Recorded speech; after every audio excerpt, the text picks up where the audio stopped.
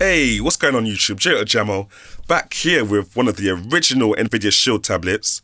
This is the 32GB LTE version and it's finally received the Marshmallow update. And the Wi-Fi is working. So if you don't know, the previous Marshmallow update, it basically stopped people's Wi-Fi from working, and that's kind of awkward if you've got a Wi-Fi only tablet. You can't really get online to even download a new update. You'd have to get like the Ethernet cable adapter for the USB socket, or I guess you'd have to somehow download the ROM on your laptop and then transfer it over via USB. So Marshmallow's working now, all fine and dandy and that. It looks all, smooth and silkily buttery. And yeah, let's just show you some of the new features that it's got. So first of all, it's got a couple of they've updated some of the on-screen like notifications and stuff. So now wherever you swipe down the notifications bar is where you see the notifications bar swipe down on the screen. Usually if you swipe down on the right, it will just swipe down in the middle. But now you can go, on the right or on the left, depending if you're right-handed or left-handed, or whichever way you happen to be holding the tablet. This doesn't happen when you're in portrait mode, however. It just swipes down in the middle, but I suppose you don't really need it for portrait modes. If you go to settings, we've got a couple new settings here. If you go into power and performance, it essentially does the same thing, but it's just that it looks a bit different. So they've updated the user interface on there. So you've got max performance, optimize, and battery saver still, and you've got custom, where you can, customly select how much, CPU cores you want to run, and blah blah blah, how fast you want the CPU frequency, and you can limit the frame rate that the Nvidia shows shows stuff. Yeah, that sounds technical enough. I'll run with that. So if you come out of that, that's all the same kind of thing. If you're going to Appt Optimization now, this looks officially too complicated for me. It's not too complicated, but it just looks really long. You can just select that little option at the top there, and it will just turn on most of the app optimizations that the tablet can do on its own. But for certain apps, like say for games, for example, you can still, it won't turn them on automatically, but you can go and do the settings manually, and it will just let you set the cores, the frequency, and the frame limit for specific apps, which is all cool, but that's just long. I just don't have the time to do that. So I'm going to just leave that there, and it seems to be for every app, which looks cool, and it's more, for the doze modes, so that when the tablet is not being used, it can just stay alive for longer, I assume. Personalized settings, I'm not sure if you can see this actually, but it's not really a new thing to Android, but it's a new thing to this Shield tablet, and you can just see the battery percentage in the battery notification at the top right there. So you can turn that on and off, which is always useful for me, to be honest, because I like to see how much battery I've got exactly in the tablet. Quick settings is just, the quick settings that are in the notifications panel, so you can move these around. That's useful, I guess. You can do that. And I think that's about it, guys. Apart from the camera, I could try and show you the camera. It looks just like the Google camera.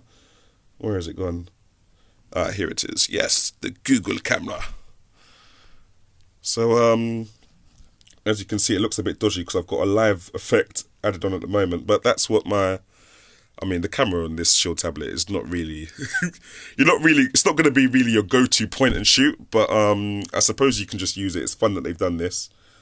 A bit pointless, but it's fun. So you can use your, live effects right there and then. They got kind of like a mosaic effects there, which is quite fun to use. Like a etch-a-sketch kind of effect, and black and white kind of effect. So you can use that on the fly. You don't have to, take the picture and then edit it after. And you got a couple, I'm not sure if you can see that there, but you got a couple more settings on the side there. So you got slow motion video, normal video, QR scanner, and just a lot of other stuff that it kind of reminds me of I'm sure it looks like the Google camera actually. You swipe to the left to get up your other camera options, and you swipe to the right for your your pictures that you've already taken. And if I go to the Google camera, I do believe it's the same. Yeah, you swipe to the left for your options like that, and you swipe to the right for the pictures that you've already taken. So, yeah, that's the camera. And that's about it. I mean, apart from, obviously the Google Now on Tap, which brings up irrelevant information from what's on the screen.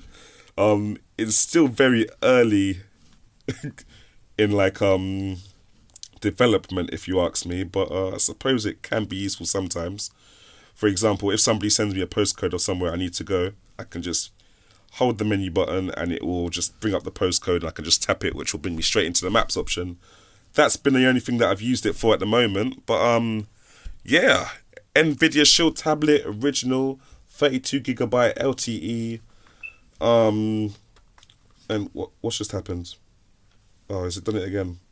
I didn't even press anything. I don't know what's going on. Why are there apps over there? What's going on here? I'm gonna just try and come out of this before the tablet blows up. But yeah, thanks for watching, guys. Like and subscribe. If you've noticed anything more of the Nvidia Shield tablet, especially the original ones, please let me know. Anything I might have missed out, or any new features that I might like to use. But yeah, that's all that. Main feature is the SD card. I think I already explained that. So now you can just, use your external SD card as internal storage, which is it's always quite useful. I'm just going to show you how to do that in case I didn't already say it. I don't think I did now, actually. But right, I don't believe I know how to do it from here. Internal storage. Right, I believe I have to take... Okay, I'll probably have to eject it. Yeah, let's take that out. Eject it, and then mount it again. And then this should give me the options of what I want to do with it. Wait, for transferring photos and media. No? It's not going to give me the options? Okay, but yeah, usually, guys, it'll give you the options. It'll say, what do you want to do with this? Do you want it to be internal memory, or do you want to just use it as a memory card?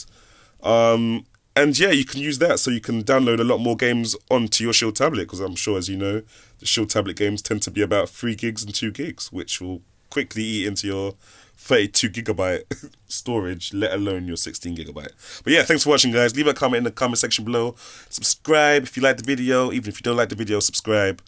Nvidia Shield tablet LTE. Thanks for watching, guys. Jamo out.